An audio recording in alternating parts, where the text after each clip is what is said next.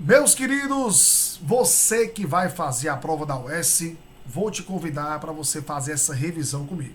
Pode ser? Então olha essas questões bem antenadas aí com o nosso estilo de prova.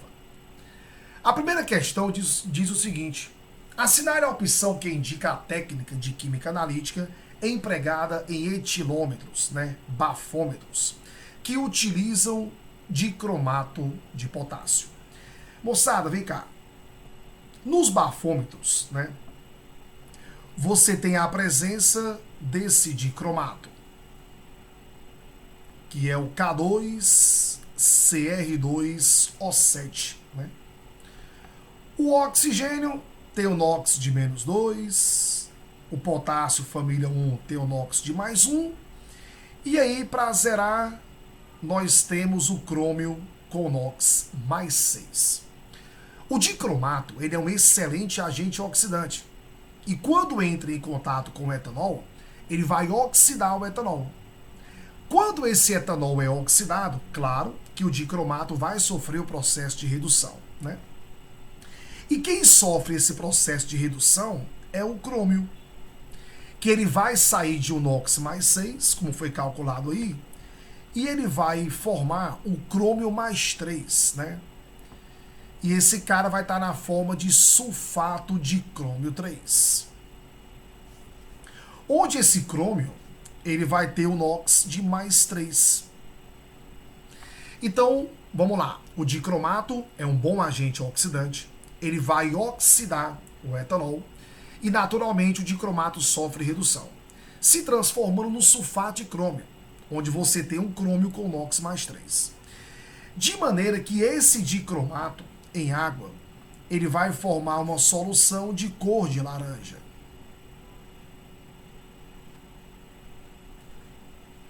E o sulfato de crômio 3, ele vai formar uma solução de cor verde.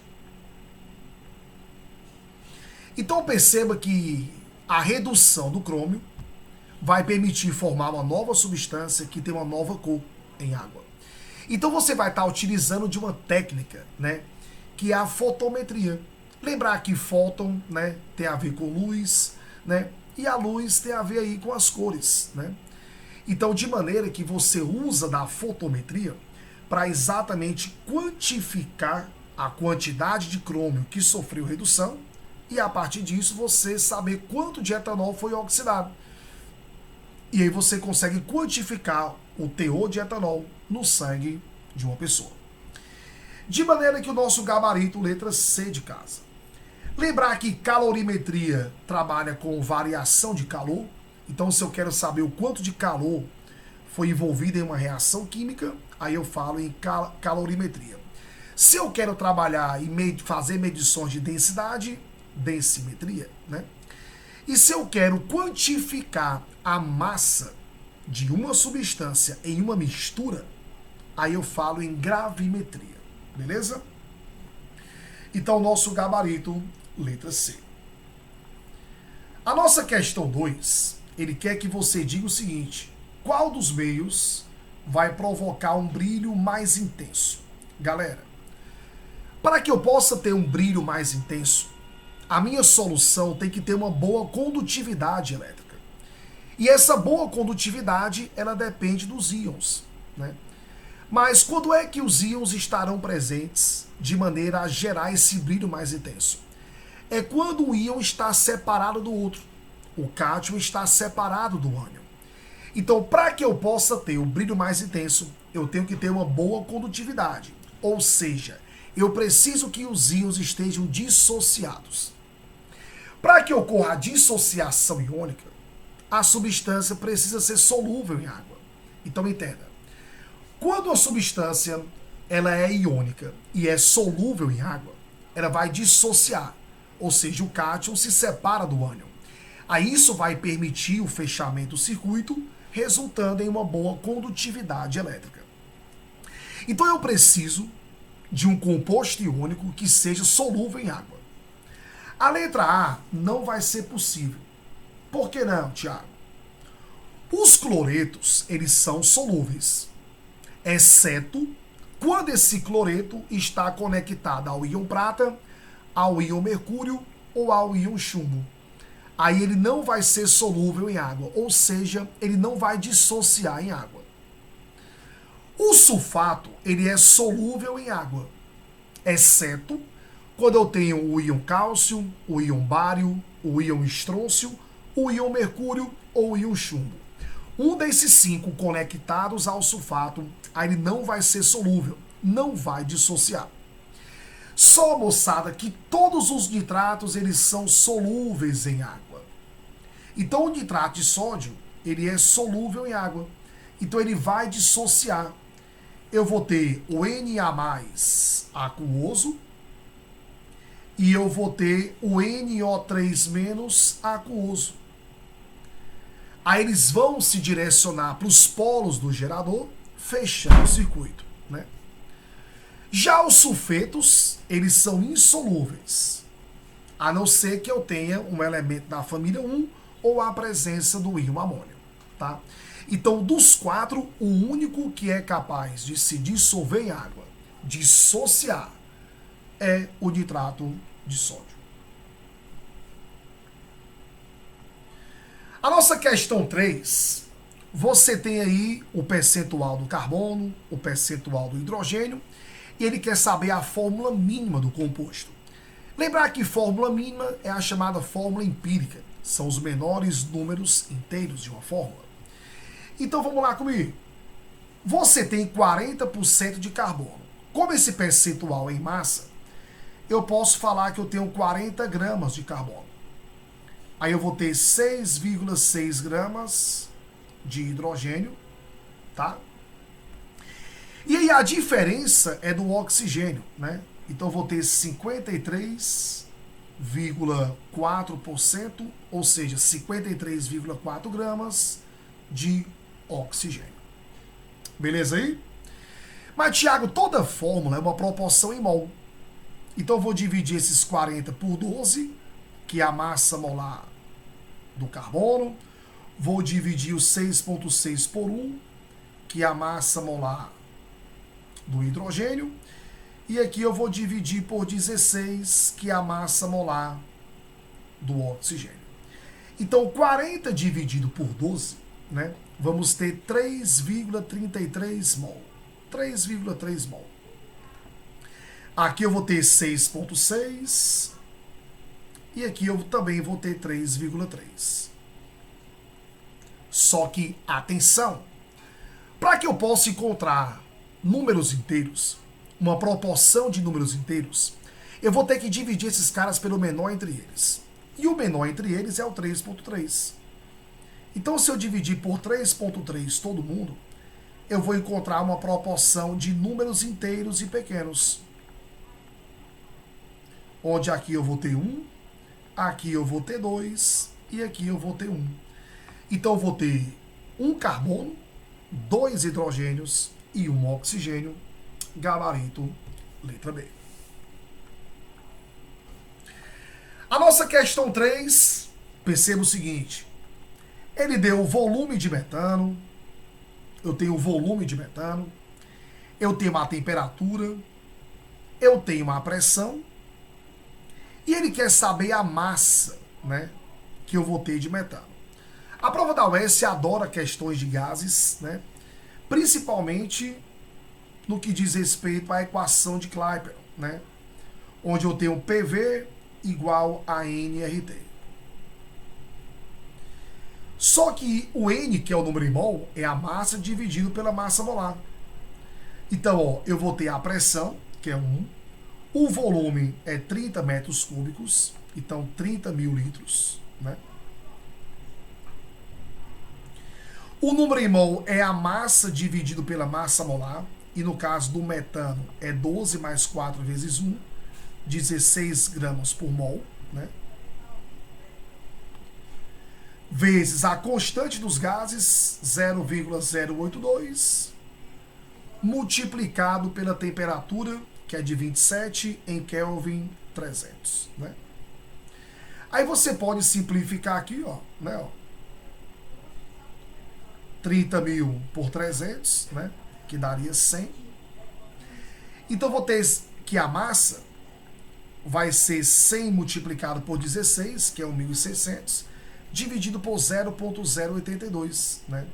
Que vai dar um valor aproximado aí de 19.500 gramas, ou seja, 19,5 quilogramas.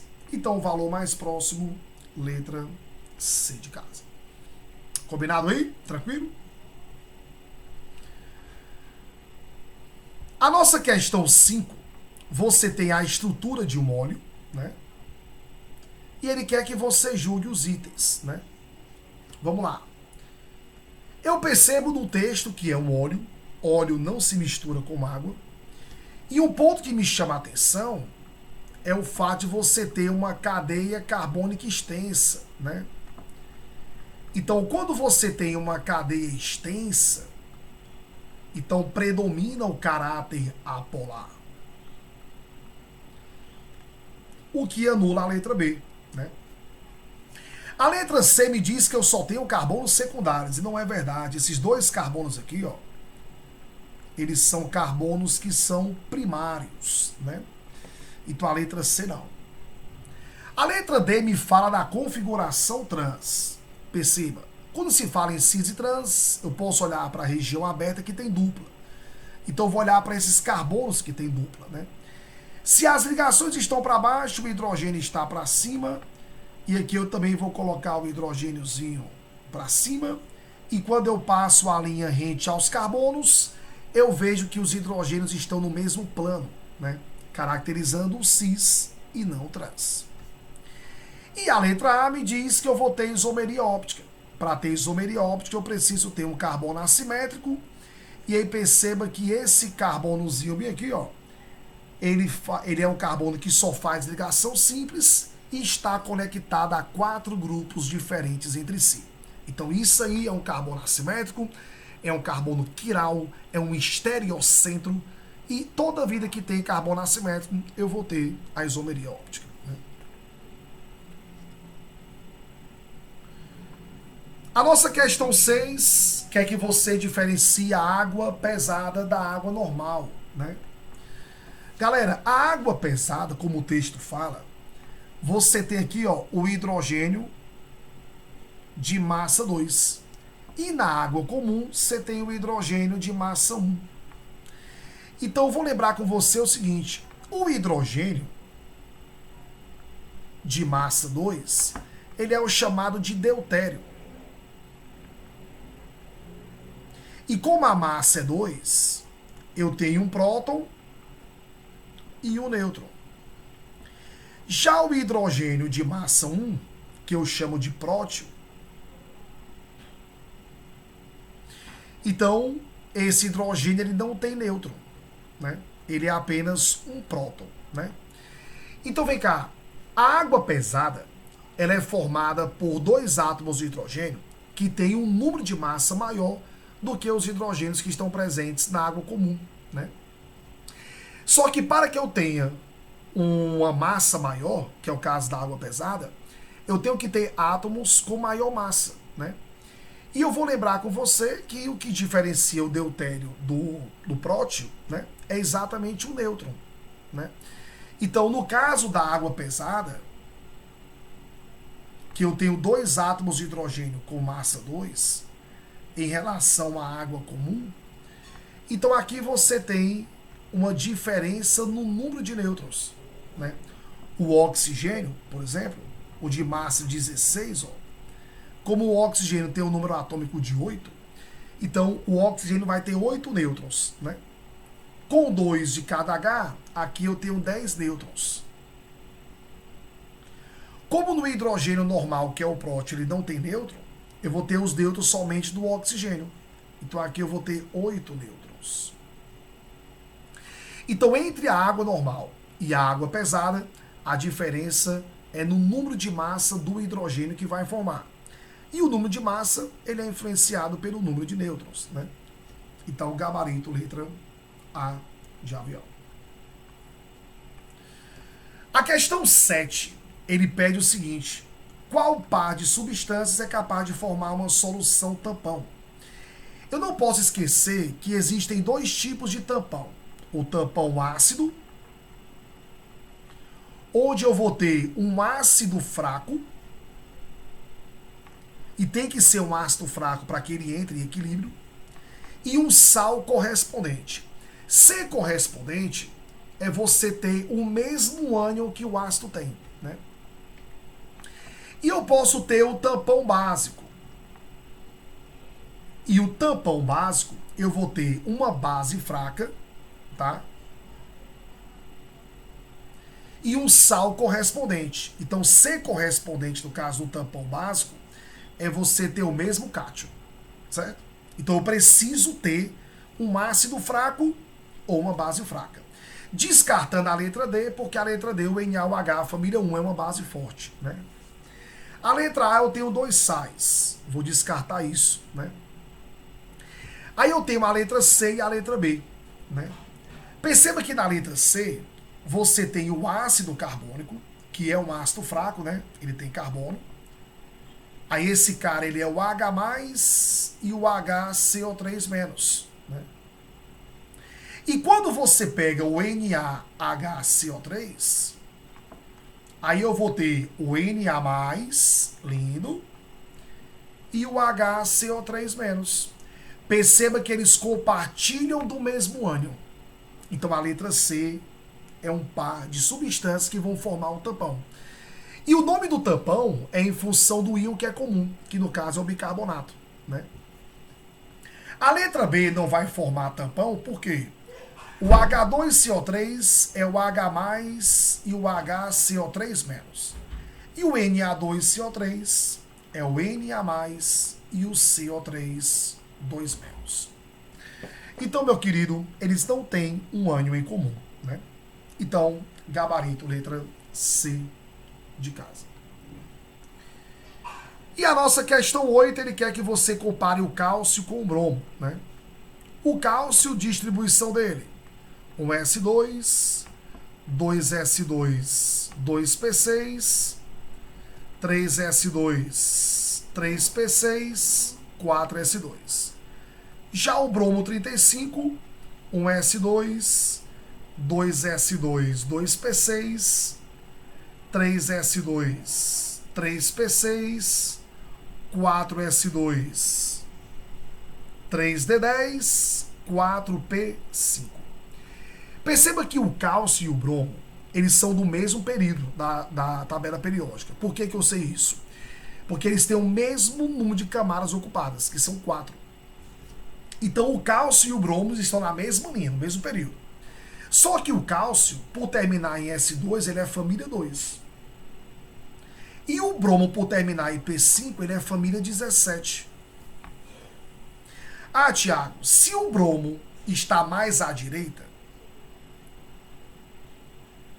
vou lembrar que o raio atômico, ele cresce da direita para a esquerda.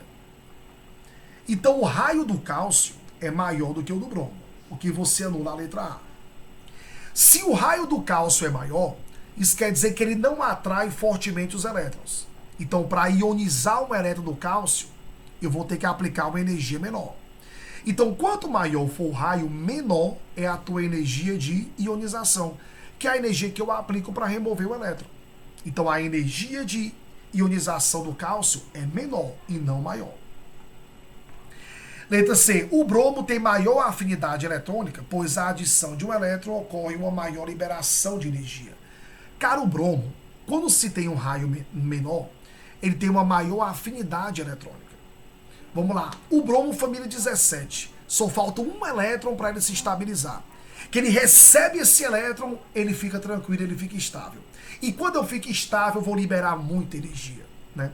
Então, de maneira que eu falo o seguinte: a adição de um elétron a um átomo, no caso do bromo, vai permitir com que ele tenha estabilidade.